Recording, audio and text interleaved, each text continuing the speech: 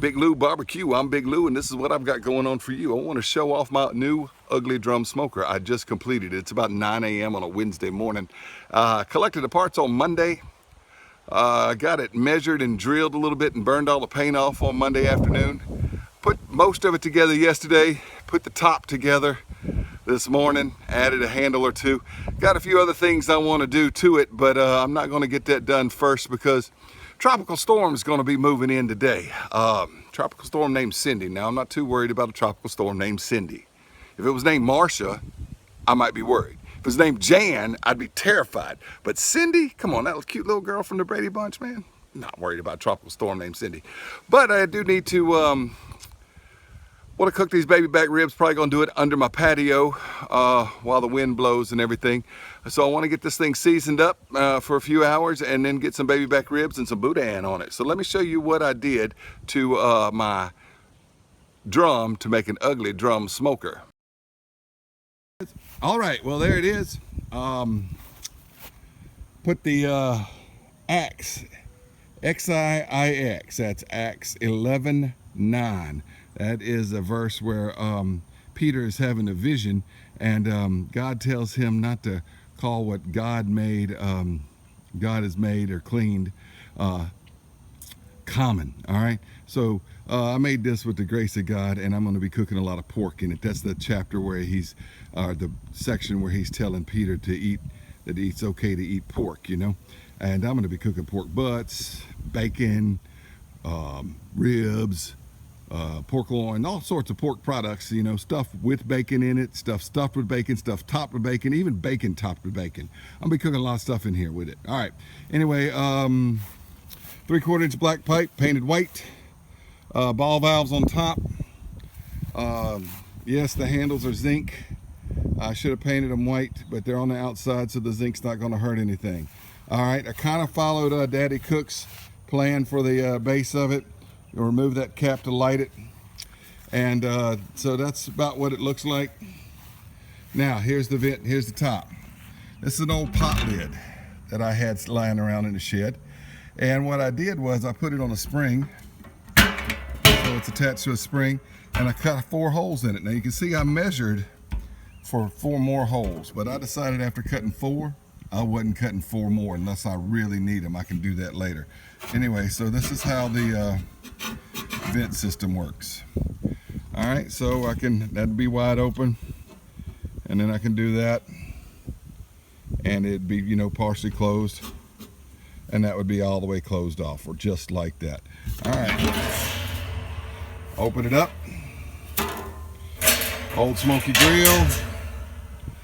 Cheaper than Weber, and it fits a little better. This drum has a tapered top on it, so the grates don't fit in too easily with it. All right, it's the main cooking rack here. That top cooking rack would cook flat things like maybe ribs or sausage or something like that. The Boudin will go there. The main cooking rack for pork butts, briskets, turkeys, that kind of thing. Now this is my heat diffuser. This is the charcoal plate from my old Smoky. Maybe you saw my video on where I did some TLC on my old Smoky and I took the old charcoal plate out. This is the old charcoal plate. It's going to be the heat diffuser. It's another old rack that'll just hold the charcoal plate up. Charcoal basket, I'll pull it out with a hook. I made the basket with expanded metal that I already had. It's not exactly round, and I used the Weber charcoal grate on the bottom for it. And then I got a pizza pan down at the bottom for an ash catcher, and I'll pull it in and out with a magnet. All right, let me, one more thing I want to show you. There's a thing about when you have an ugly drum smoker, it's never quite complete. I did make a shelf for it to go right here, but I really don't like the brackets I chose. Can y'all see that? Look at that. I cut it out of plywood. It's going to fit right there, just like that. I just don't like the brackets I chose for it. And with the storm coming, I'll put this on after the storm. I made it out of plywood, and then I stained it with Minwax red oak. It's amazing stuff, that Minwax. You can turn a piece of plywood into a beautiful piece of Red oak. All right, that's the Ugly Drum Smoker. I'm gonna get it sprayed down with canola oil on the inside, get some charcoal burning in it, see if I can keep it low and slow for a few hours, and then I'm gonna stick some baby back ribs on it. Big Lou Barbecue. Okay, I got about 15 coals lit up, and I'm gonna put them in this basket here. Don't do this with flip-flops. Don't try that at home, all right? I've never cooked on a UDS before, so this is my first seeing how things go. I thought I had wood chunks, but all I had was wood chips, so I'll have to get some wood chunks after the storm passes for the next time. I'm gonna lower this down in here. Put the basket down in the bottom here, and I'm gonna put the grates in, put it all together, and see if I can regulate the temperature to about 250 or so for the next 2 hours. Big Lou Barbecue. Well, temperature gauge is just under 300 now. It's been about 2 hours. So I'm gonna go ahead and do it this way. We're about 2 hours in on the initial cook, and it's just under 300. So I'm gonna go ahead and close off. You see, these are 2 longs that sticks out, just a nice place to hang that right there. So we'll go ahead and close off the back valve and see if it'll stay at about 225. Big Lou Barbecue. Well, right there, the red meets the blue is 225. And it's almost back down that from the high of 300 earlier. It's been going about 3 hours, so I figured it's well seasoned. And it's time to put some baby backs and some Boudin on here. All right. Just use that pot lid as the handle. Till I get my shelf, I'm gonna hang it right like that on that screw. And get these baby backs on here. All right, underneath that top grate, I put on 2 slabs of baby backs with Bear's butt rub on them. And what I've got here is Boudin now. And it's still all twisted together. Well, I'm just gonna put it out kind of looking like a, look at that. I make it look like a Jesus fish. Boudin like a Jesus fish right there. Big Lou Barbecue. Well, 6 hours later, this happened. Beautiful red colored ribs, and I didn't put anything red on them. No red sauce, no red rubs. I used Bear's butt rub, which has a green tint to it, and I used cane syrup and butter and some Worcestershire sauce. Nothing red on it, and I got that beautiful red color and great looking smoked green. Boudin and ribs were delicious, cooked low and slow at 225 for 6 hours. I do have some concerns about the way the cook went. I'll talk about that in final thoughts.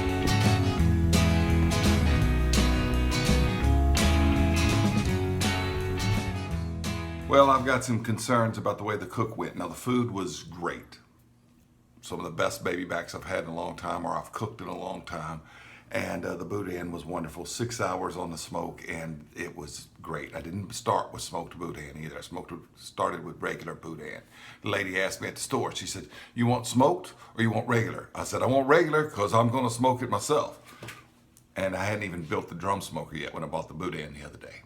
I'm doing this final thought segment inside because the weather is plumb nasty outside because the tropical storm started moving in yesterday evening, came through last night, getting a bunch of rain bands this morning. It's about 8 a.m. in the morning, and it's pretty nasty. Look, so the food was great, and that red color on the ribs, I promise you, did not come from any rubs or any sauces that I put on there. Nothing I put on there was red. The Bear's butt rub was the rub I used, the low sodium rub. You've seen me use that before. It's got a lot of savory herbs and stuff in it, but it's got a greenish tint to it. I used some Worcestershire sauce on it as a binder, and then later when I wrapped the ribs, I used cane syrup and butter. So nothing red went on there, and you had that beautiful red color from the smoke and a great smoke ring. Food tasted great and tender, but not fall off the bone. I don't like them fall off the bone. I don't like pulled pork out of ribs. You know, you bite them and you get that bite mark in there, but it's easy to chew, and they were good. Boudin was delicious. But the smoker was running at 225 with the cap on the back for a few hours. When I put the ribs on there, the temperature dropped. Boom, went down to about 180. It did not come back up. I thought it would. I checked on it about an hour later, and it was around 190, 195, just under 200. I said, I really need to get this back up to 225. So I opened the cap on the back, and I let all 3 air intakes run wide open for the rest of the cook, the next 5 hours. I pulled them off at 4 hours, 5 hours, wrapped them in the aluminum foil with the butter and the cane syrup, put them back on for about another hour to 45 minutes to an hour. Anyway, they came out delicious. Great ribs, great boudin. Loved the way the food came out, but I was worried I never got that temperature above 225 with all air intakes open. Now, maybe that was because of the low air pressure coming in from the tropical storm. I'll have to do some more cooks to figure out how that works, or maybe it's because I didn't have enough charcoal, or maybe it's because I didn't have enough lit charcoals to start it and get the fire hotter to begin with and then cool it back down. I'm going to need to do a lot of test cooks on this thing. I'm going to be cooking some chickens in the next few days and stuff. I probably won't put that on YouTube. I will just do them as, gain some experience cooking with this thing before I start doing a lot more YouTube videos with the UDS, because I want to know how it runs and what I got to do to run it and what kind of weather conditions and all that stuff, because it did not get hotter than 225, and that's with all air intakes open. But I enjoyed the cook. I think it worked well. The food was great. And if you're thinking about making an ugly drum smoker, make one. They're fabulous cookers, and you can make them for less than $200 easy. And if you want to buy like a bullet smoker or anything like that, they start at like $300, or the other drum smokers start at $300, and they go way up from there. So I had a lot of fun putting it together, and I'm glad I didn't buy one of those pre-made kits. I'm not knocking the people that make the pre-made kits or anything, but I enjoyed collecting the parts and thinking about how I wanted to do it and looking at the other YouTube videos and how they did it and getting my ideas and putting them together. And I saw that old pot lid and I said, that's going to make a great damper and give me a handle on the top. And all I got to do is just turn it, and drill the holes. And I liked doing it myself, and I like having one painted myself. By the way, the Bible verse was written in Roman numbers, because 11 and 9 in Roman numbers messes with my dyslexia. That's the only reason I did it in Roman numbers. I could have used regular numbers, but doing XIIX messes with my dyslexia. That's right. I'm a member of DNA, the National Dyslexic Association. Join me if you want to, because it's important that us dyslexics stick together and untie instead of unite. Got it? All right. Big Lou Barbecue. Hope you enjoyed the video. If you want to make an ugly drum smoker, I say go for it, man. Big Lou Barbecue.